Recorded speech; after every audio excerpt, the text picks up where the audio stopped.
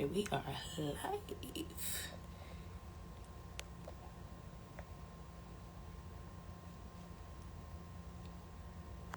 Okay, let's try this with the pinning of the comments. Hello, hello, as people start to come in. Trying to pin the comment. For some reason, that's always the hardest part. There we go. Hey, guys.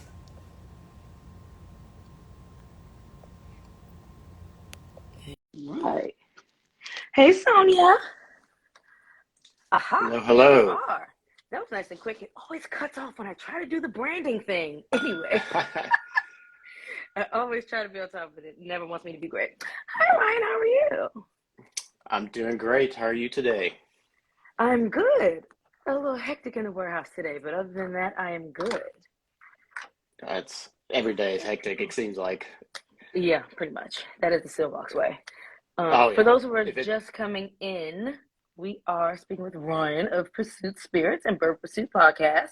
I'm going to be talking a little bit of Pursuit United today, just to get everybody up to speed on what they're logging into. Because people are starting to file in pretty quickly, which I love. awesome. Yeah, we're excited. Got my Yes, I'm Blake excited too. Reaver, got my Blake Reaver hat on, so sporting. I love it. That's the Seelbach hat. Love it. That's And right. I've got No, my pour of each. I've got my Pursuit United rye and bourbon side by side. So I haven't tried batch 2 yet. So I figured I'd do it on live. oh no, that makes me really insecure. You shouldn't. Y'all usually pick some pretty good juice. So I'm No, definitely I think excited to it'll go learn more well. about you guys' your journey and everything. Because I, as much stuff of yours as we sell, I don't know a ton about how Bourbon Pursuit even came to be. And, I Sure. don't know a ton about you and Kenny and all of that. So I'm looking to get into all the things. Yeah, it's fascinating, and I'll try to keep it brief and because it's a long story, but how we Mm. got here. But yeah, love sharing our story, and Yeah. it's not something that we set out to do. It just kind of you things just fell into place. So it's been a fun journey for sure. But Nice. So, well, on that note, then, did you all start in the whiskey industry at all, the spirits industry at all? Like, how, what were you originally doing beforehand? Or you might still be doing it, but I can imagine this takes a lot of y'all time. So, it does, and it's still part time because okay. we're funding this whiskey venture. It's very capital intensive, but Hmm. I didn't have a background in whiskey, neither did Kidney. I actually have a degree in turf management and own a lawn care Huh. sports turf company, and Kenny's actually in Turf tech. management. That's right. Yeah, so that doesn't necessarily scream whiskey, but I did grow up in Bardstown, Kentucky, Okay. so I was surrounded by this my whole life. Yeah. And my whole life it wasn't very cool. It was just a job, for people. And I had a ton of family that worked in the bourbon industry. My dad was a machinist. He did like tool and die repair for some of the distilleries, and so I was surrounded by it. A lot of family worked at distilleries, so I was always fascinated, that we had something here in my hometown that people around the world enjoyed. Back then, it wasn't as much, but it's really cool to see where it's came to this point. Yeah. To see it all, Okay. people appreciate what we, have here in Kentucky. It's truly special, and it's been an awesome journey seeing it unfold itself, to the rest of the world.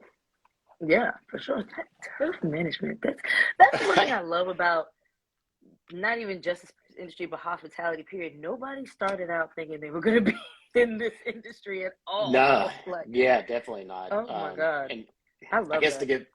guess how we got into it was because I started with my partner Brad Moody. We started a residential lawn care company, and so I was outside working all the time and in my truck, and so I listened to podcasts all the time, Hmm. and I loved Tim Ferriss, Joe Rogan, a lot of bigger names, and I was fascinated by it. Thought the future was in podcasting. It's like, all right, this is awesome. I Hmm. don't have to like be at the mercy of the radio and what they're playing and commercials, waiting Hmm. for this guest to come on or that Yeah, song, I'm this definitely and more of a that. podcast over radio person too.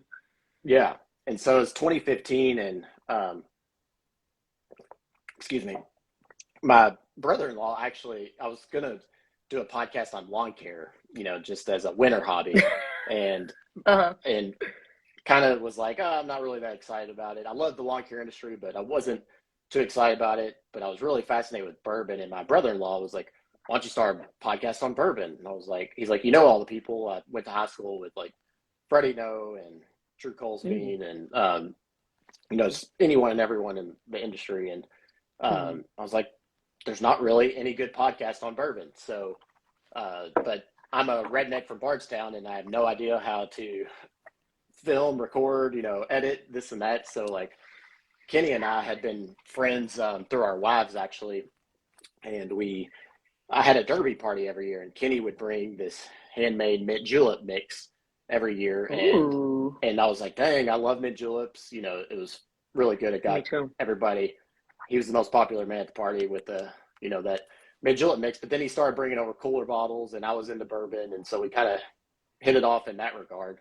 And then so Okay. he was collecting, getting into the whole whiskey geek side, and so I was like, and he does public speaking and technology, so I was like, he would be a perfect partner to do this with Oh, me. okay. So I Yeah. reached out to him, and he was like, I don't know.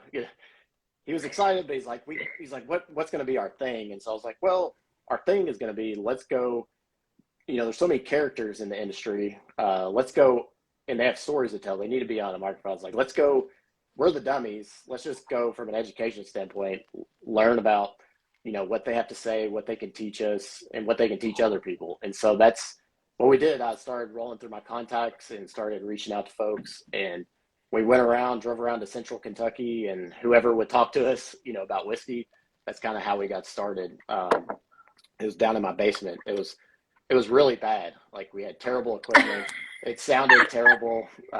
It was, we were having fun. It's when you have a startup, you have that initial energy that's like, oh, this is Mm-hmm. exciting. Yeah, It's fun, exactly. and this, and then like, that wears off, at some point. And for us, Oh it yeah. started to wear off about, I'd say about 18 months into 2 years. We weren't really making any money.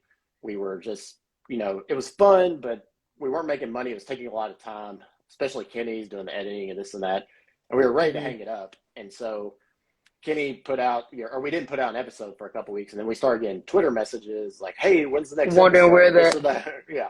And we're like, okay, well, maybe people do like us. And we're yeah. like, we don't know if it's worth it. Were you guys And they getting were, discouraged, feeling like there wasn't enough engagement, or not thinking there were many listeners, or yeah, was it they're, just mainly like like how much of your time and effort it was consuming? well, we had a great audience, and the numbers Okay. were there. The problem was the whiskey industry looked at a podcast like as this foreign thing. Like they were like, Mm-hmm. they're so old in their thinking. They're like, we'd rather spend money on a Whiskey Advocate magazine ad or a bus stop Mm-hmm. or a billboard. Very traditional, old school advertising.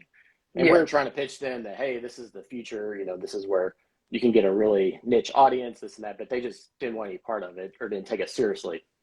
And so it was hard to monetize. But Mm-hmm. then somebody suggested we do a Patreon community. And a Patreon, I was like, Mm. what's a Patreon community? This is something unheard of. So Kenny went about getting a Patreon community, and we had like, 20 people sign up, and they were spending money with us. And we're like, all right, we got a couple $100, this month. We're like, it's better than nothing. So that kind of gave us some excitement. And then we became friends with, Blake and Jordan, Nick, and then from Breaking Bourbon, and Brian Harr from Sipping Corn. And we are doing this bourbon community roundtable. And we got the opportunity to do a barrel pick together at Buffalo Trace. Mm-hmm. And so we went, picked the barrel, and we were going to sell it to our audience. And it sold out, instantly. And this is back before Seelbach, before we just, Yeah. everybody shut their ears. But, we bought the barrel through a liquor store in Louisville and would ship it out ourselves, to people. Oh But wow. it sold out to people, and instantly. And we're like, whoa, how can we get more of this, And so we went out and looked for liquor stores to say like, hey, how can we partner with you, to help bring our audience barrel picks that we can offer them as to our Patreon community. And so we built a single barrel club that way. And it was very popular. It still is very popular, and that really started to drive revenue and give us some ability to grow the podcast, invest in good equipment, invest in the time and hiring an editor. We ended up hiring Kenny's wife, Lauren, to do our full-time editing. And Nice. it just made it a much more serious thing than just this hobby. It really turned into a business and creating revenue. And so we saw the success of, the single barrel picks, and I'm rambling here. So if you have any questions, just let me know. But I guess I'm trying to lead it back to Pursuit Spirits. Is we were on a round table and we were discussing a brand, and this broker emails us and says, "Hey, we actually helped start that brand. We provide the whiskey, this and that. Have you all ever thought about starting your own brand?" And we're like, "No, not really." Yeah. So tell us more. So he said, "I'm a broker in Memphis, Tennessee. I day trade anywhere between 5 to 10,000 barrels a day, from Tennessee to Kentucky to Indiana. Why don't y'all Day come down here?" trades barrels. Yeah, so there's this broker, there's this side that a lot of people don't, I guess, see in the whiskey world behind the scenes. So back in the day, and even now, distillers had excess inventory and they would sell it to brokers, and then source products like us would go to a broker and, buy those barrels. So he would, buy excess inventory from different distilleries and then sell them to source brands. And so he invited us down to his warehouse, and we started, we're picking through barrels, and we're like, and most of his aged stuff was Tennessee, Dickel. So Dickel's one of those like polarizing things. And we were like, you either love it or you don't. Yeah. Yeah. And we were like, you got two Kentucky boys starting a whiskey company with Dickel, right? Or Tennessee, it's like, how dumb is that, or how stupid? But we found some incredible barrels. And at the time, Henry McKenna had won Whiskey of the Year from Fred and, Whiskey Advocate and this and that. And we're like, if one of these barrels beats Henry McKenna blind taste test, we'll start this company. And sure enough, that's episode 1 was the first barrel that it beat it. And so we went on this journey of doing just single barrels Pursuit series. And it was like fortuitous timing because Blake was just starting Seelbach's at the time. I was just getting ready to say, because we have, I think, all of your episodes from 1 forward. So were we the first retailer to officially start distributing like the official Pursuit Spirits brand? Correct. Yeah. Blake, love that. We put Blake to the stress test. I think we had 3 barrels that we sold through him, and we were like one of his first 5 customers. I think he'll probably tell you differently, but I think we were one of the very early ones. But at the time, it made sense for us. We had a national audience. We just couldn't go to one state and be like, "Oh, here's our single barrels." That wasn't going to work. We had a national audience, and Blake, with the Seelbach model, was able to reach more places than we were, and so it made perfect sense. And you all actually were putting me through the stress test, not quite, because the one that was cranking out those first 3 barrels was me. Yes, exactly. And in our little storage unit. Hairs. That's why there's gray in my hair. In my beard, yeah, and mine too. But I remember those first 3 barrels. They sold out fairly quickly. To our surprise, and so we just went on this journey of like we'd sell 3 barrels, take all that profit, buy more whiskey, sell 5 more, take all that profit, buy more whiskey. And so we just kind of been snowballing that. Well, after about 45 episodes or single barrels, we were kind of like, the aged whiskey inventory was kind of getting harder to come by on the brokerage market. And it was just a pain in the ass. Single barrels are a lot of work, a lot of waste, a lot of logistics. So we set out to create a small batch. At the time there was you could get Barton juice on the secondary, you could get MGP, and you could get Dickel.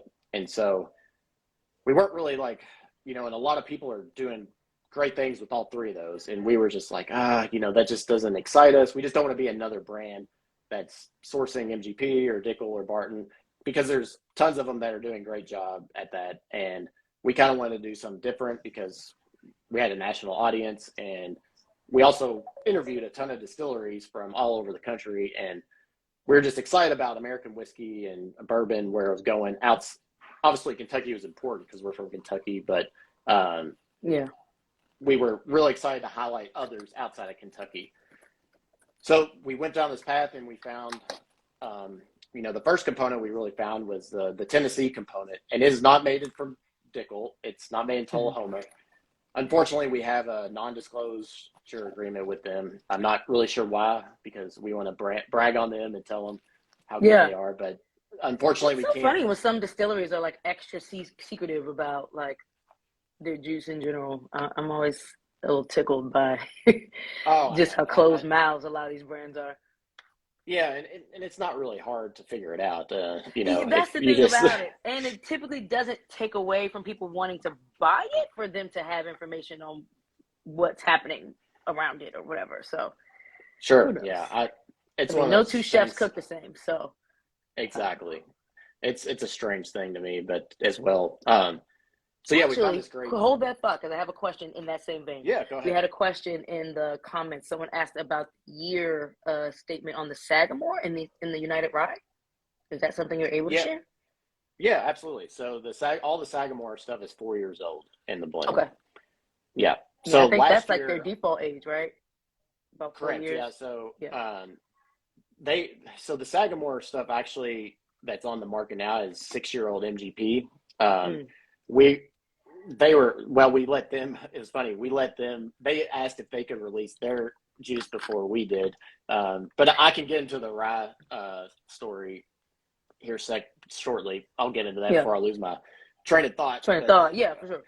But no, the Sagamore is all 4 year at this point. But we found this Tennessee component, and we were really excited about it. It's really good. It was great on its own, but it was missing something. But here we go again. We're Kentucky boys starting in Tennessee. We're like not interested. So we reached out to Bardstown Bourbon Company, and we're like, hey, you got to be having this is a project we're looking to do. We really need a Kentucky component. And they were excited, to have us. They brought us in. We tasted their, 10 or 12 different mash bills, and, got to really decide what we wanted to use in our blend. And so we had those two components, and I was like, these are good, but it's just missing something, like, and like, to me, a perfect, bourbon or rye, like, is very sweet on the front palate, opens up to some fruitiness in the mid palate, and then has a like nice spice on the back. And it just was kind of missing like that fruity, like bright fruity component. And so Blake had actually introduced us to Finger Lakes Distilling, 3 or 4 years ago, and they have this weeded bourbon that's fantastic. And so I called Brian, and I was like, so it was 2020 and it was COVID, and I was messing around with blending because I had time, like we all did, and I was taking everything I learned from the podcast, from blending, from, there's great blenders we've had, from Barrel to Nancy Fraley, Chris Morris, Drew Cole. We've had, all these people that have taught us so much about blending that I was always excited about it. That's what really, I guess, it perked my attention when they would talk about blending, or I learned about blending. So I was messing around, and I put that weeded bourbon in there, and it just rounded everything out, and it was like perfect. I was like, here we go. This is it. Pursuit United, let's take it to market. So, okay. Yeah, that was a long-winded. No, it was just detailed enough for us to get a very clear picture. So trust me, it wasn't given long-winded. Sidebar, this Pursuit United bourbon is like a cherry cinnamon bomb. Yeah, so this, I'm not sure if you're familiar with our previous batches, but so I've tried just about everything, seeing that it's all I figured at some so. point. So this batch is different from the first two in that, so when created this, Bardstown Bourbon Company only had like about 2 years worth of the mash bill. What we used in the first two was a 78, 10, 12 mash bill in the first two batches. They did not have that for the next 2 years available. And that's 78 corn, 10 rye, 12 malted barley. Correct. And so we had to go and find what they had available that was going to be, turning 4 to 5 years old, because this blend is a blend of 4 and 5 year old right now. Eventually it'll be 6, but right now we're kind of at 4 and 5 right now. And So we had to go find mash bill that we thought could work with the other two components. So we got fortunate that we found a 75-21-4 mash bill that was on the top floor of this warehouse, and it had just this bright fruitiness, this nice spice characteristic that really just kind of elevated this batch. The previous batches are more on the sweeter candy side. This one's kind of more like a lot more stone fruits and much more spice. So it's like got a great, there's that cherry note, but there's like that apricot and that nice spice, to finish on there. Yeah, I like this a lot, actually. On the nose of the rye, I was comparing and contrasting them. The nose on the rye actually is a little sweeter to me than the nose on the bourbon. Yeah, and that's Sagamore. So that Sagamore rye. So we got introduced to them by a friend in Texas. We were wanting to start we kind of created a bourbon, but we're like, I'm a huge rye whiskey fan. I was like, we got to have a rye whiskey. And we had reviewed a Chicken Cock's rye. It was a 3-year-old rye made by I haven't tried Bourbon. their rye. Okay. Oh, it's fantastic. Bardstown Bourbon Company is making it, and I was like, man, this is really good. So I reached out to them. I was like, we want to start a rye, but we kind of want to do the same concept. Do you know of anyone else that might be interested in, doing a united concept with rye? And they're like, well, have you talked to Sagamore? We're like, no, we haven't, but I do know somebody that works there. And so Sagamore is a rye whiskey company in Baltimore, Maryland. I'm very familiar. Yes, That's what I was going to say. Right down the door. I'm excited that you guys are incorporating some Maryland rye into there. Oh yes, yeah, we are too, and it made for a cool story, because Maryland's one of the birthplaces of rye. Kentucky's, so it was like, all right, this is perfect, and they were excited to work with us. We were excited to work with them, but when they sent us their own distillate, and they have two mash bills, one's a 52% rye, and then majority corn as the second ingredient, and then they have a 95.5 rye. That 52% rye with the majority corn was brown sugar bomb, like brown sugar rock candy. And to me, I'm not a big 95.5 rye person. I love like Michter's ryes or Knob Creek ryes. I'm more like I guess bourbon-y rye. And what that Sagamore mash bill allowed me to do was really get it on a more sweeter side, sweeter candy, because a lot of that 95.5 is very polarizing. People love it, that spearmint bomb, or they're like, oh, it's too much. Yeah. So but I agree, it's a very sweet, like rock candy forward, a lot of grapefruit notes, not grapefruit, grape, like grapey notes I get on it as well. So, and I feel like the first batch was like all brown sugar candy with some spice. This is like more brown sugar candy, but it does sprinkle in some more of those spearmint and rye notes that you're used to. Yeah, you still get that menthol of like the spearmint vibe for sure. Yeah. Yeah, but it's like subtly some of that black there. Pepper right there on the back.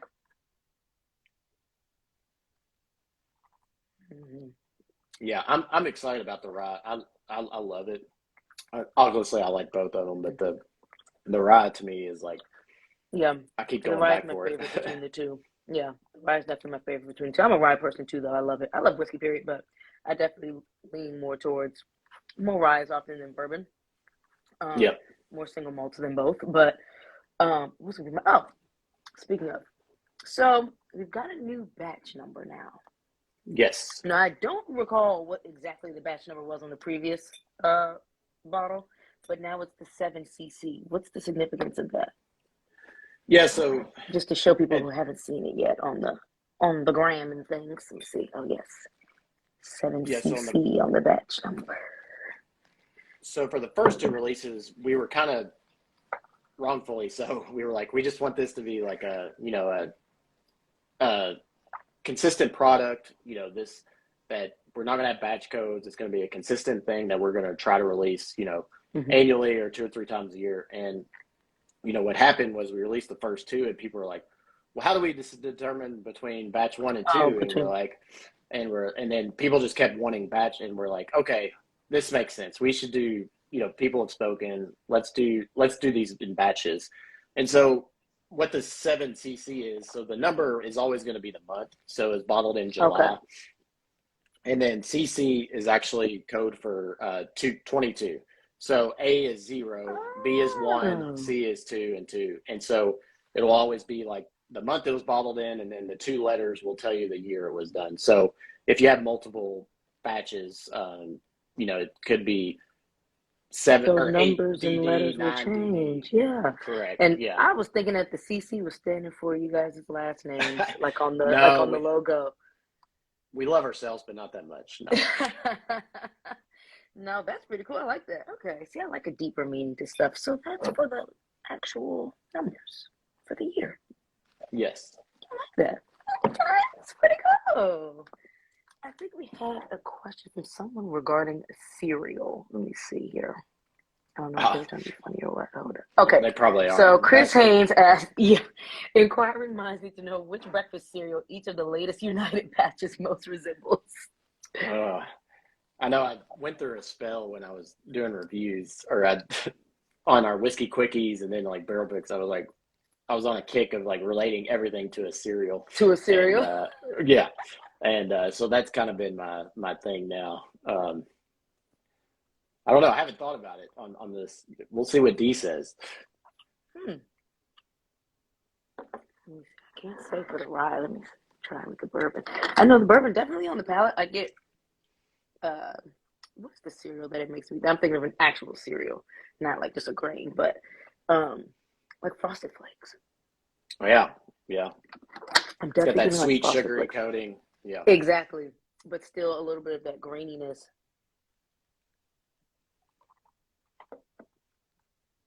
Which one are you sipping right now? One of them the or both? rye. The rye. I would say the rye is more like Trix or something. Fruity. Trix is for kids or something. More on that fruity kind of spectrum. The rye is definitely fruitier. Yeah. Yeah, actually, I can see that. And that fruit is very that fruit is definitely like an undercurrent under that spice.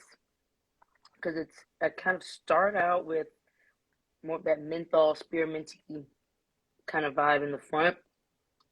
And then it goes into more of a peppery spice for me on the finish. But underneath that is all of that fruitiness throughout the whole thing for me. It's nice. Yeah. Not too acidic either. It doesn't make my mouth water that much, just a little bit. Yeah, like I said, Sagamore and BBC are making some great rye whiskeys, and we were really excited to be able to put those together in a blend. Yeah. I think they really add, some. Each one of them had some strong points, and they really highlight each other and play off each other to bring a nice, like fruity, spicy, sweet rye whiskey that we personally enjoy. Hopefully, others do too. Yeah, this is delicious. So, what time are we expecting this to go out tomorrow? I'm not sure. I think it's Blake up to you all. That. I was gonna say that's up to Blake. He picks all the times. Yeah, and that's up to Kenny. See, Kenny's an operations man. I'm more of the blender and building the relationships to get the whiskey and doing all the relationship type stuff. Whereas Kenny's he's so organized and detailed. If it was up to me, it probably wouldn't happen. So I need Kenny pushing me along. I love that you guys balance each other out well in that regard, though. Oh, 2 p.m. There it is. 2 p.m. Eastern, y'all. So 2 p.m. tomorrow, in a good 24 hours, basically. You guys can get your hands on this. So I'm very excited about that. I have a personal question as a fellow podcaster. Any advice on this Patreon life? Because I thought about it, but I kind of don't even know where to like start with that. Like the content that you guys put on your Patreon, is it different from what they'll get on your more accessible like platforms? Yeah, sure. So with our Patreon, it's really made a community within the community. And so we'll give like updates on like what we're doing. Like if we're going to do a barrel pick, or if we just went to bottling, we'll just send them exclusive behind the scenes stuff of like what's going on, more so than just the podcast or, what's on Instagram. And two, we built like this community on Discord, with inside Patreon. So it's a I'm running hearing that message more now board. with these whiskey groups and stuff. Discord being a thing. Yeah, and it's been a very successful platform, and Patreon has too. We did an event this spring where we actually invited all of our Patreon and Discord members to come. Not all of them, but we had to limit to 100. I think Blake came, but we did a Pursuit Palooza, and just so everybody could meet each other. And so it was really cool seeing these people that had communicated with each other, virtually through our platform, meet in person. It was a very cool thing. So I would just say focus on trying to build like an inside community of what with what you got going on, because people want to know about you and want to know what you're doing, and they're interested in you. So it's like, give them access to that and build a community around it. Okay, cool. Oh, I think we've got a question from someone who's watching. Let me see. Someone said, is it dropping after midnight? Is there a specific time to be available on the site? Okay, well, we just answered that. So it'll be available on the site at 2 p.m. tomorrow Eastern time, y'all. So keep an eye out for that. Blake will most likely be sending out an email about that also, either right before or at the time that it's released. So if you're part of our email list, you will be getting that information as well. Yes. Blake can also confirm for me, but it may be going out via text also. I'll let him confirm that. Yes, but yes, tomorrow we're Eastern, excited 2 o'clock. Yeah, we're excited to get these out to market and get people's feedback. They're very different than the first two batches. We're very excited that how they turned out. We had a lot of obstacles to get here, with glass issues, not having barrels, trying to blend different barrels, really just everything that could go wrong has go wrong, but we've persevered and, got to this point. But, anywhere from our glass being manufactured in Ukraine, so really? we couldn't get it anymore. So Kenny had to scramble and find a manufacturer in China, and it literally arrived in Bardstown like 3 weeks before our bottling. And it's just been a whirlwind. It's been a Herculean effort to get to this release. So we're really excited about it. We think the product's great. There's some great unique flavors that we think we can offer because we are blending 3 different mash bills. It's not just one mash bill on a different tier and a different barrel. It's, true 3 different mash bills. So you get all these layers of flavor on there that we think will appeal to, a whiskey enthusiast and whatnot. We're excited about it. Yeah, me too. Speaking of the glassware, so then that might be the answer to it. So sometimes I think the shapes and stuff of the bottles change because of like creative choice. But did you all's episode bottles change in shape because of the glassware issue in terms of getting access to the more unique shape that you guys are using before? It did, yes. Yeah, so that bottle, was discontinued. So when discontinued, okay. It was you can go down the route of a custom glass, which we are going at now. We're looking at doing a custom glass for the future. It'll still be very similar to what's in United and the new single barrels, but we were just doing a off the shelf, universal glass, and a lot of people in the industry do that. But that particular bottle was discontinued, and so we were forced to go to this new Minea style, unfortunately. So yeah, we had all the fun aspects of packet change and all that stuff. Yeah, I kind of like it though, because for those who actually collect all the different episode bottles, it's kind of like it just marks a specific point of time in you guys' production, and then when it goes to the next custom bottle, it'll be another thing to kind of collect and compare and all that type of stuff. So I like when stuff like that happens. Yeah, me too. It's kind of a cool story to tell. I like the new shape as well. It's kind of modern, sleek, and it really shows off the Pursuit episode labels on this bottle. Us too, I like that. They're much cleaner, and it's just much more vibrant. I like how it looks. Yeah, agreed. I like it too. Style wise, it looks good. I do love using the V-Ball for Pursuit. They fit. I Yes. mean, they do fit the shelves a little better because they're a little flatter, so you can fit Yes. like an extra bottle or so on the shelf. But it won't be forever, so we'll be okay.